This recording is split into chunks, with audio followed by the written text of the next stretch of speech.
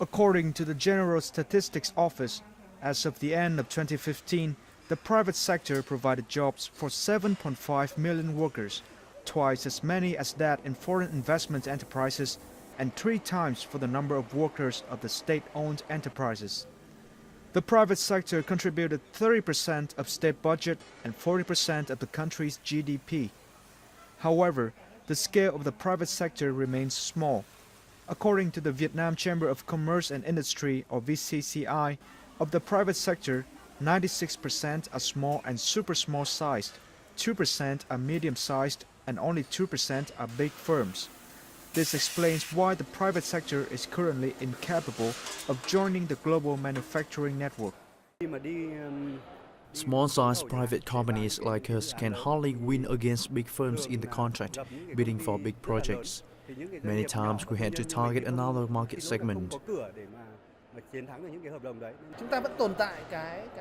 There is still inequality in access to information, finance, land, and other resources, which causes difficulties for private enterprises. Their competitiveness is therefore limited. With such difficulties of private enterprises, the Vietnam Private Economic Forum was held for the first time to create opportunities for private enterprises and policy makers to discuss creating a transparent business environment.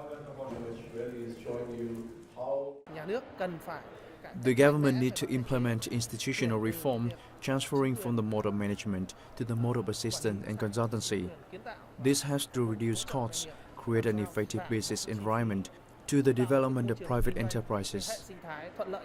Government is able to better set clearer rules, for example, how long it takes to start a business, how long it takes to also close a business, and rules around taxation. In Australia, we're focused heavily on deregulation, which means less rules, less regulation, which in turn makes it simpler for the private sector, which in turn can enable economic growth.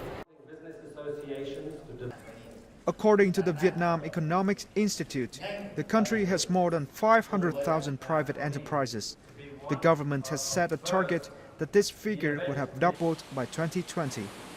Deputy Prime Minister Vương Đình Huệ said that encouraging the formation and development of startup enterprises is one of the important goals to have achieved the target of 1 million businesses in the next 5 years.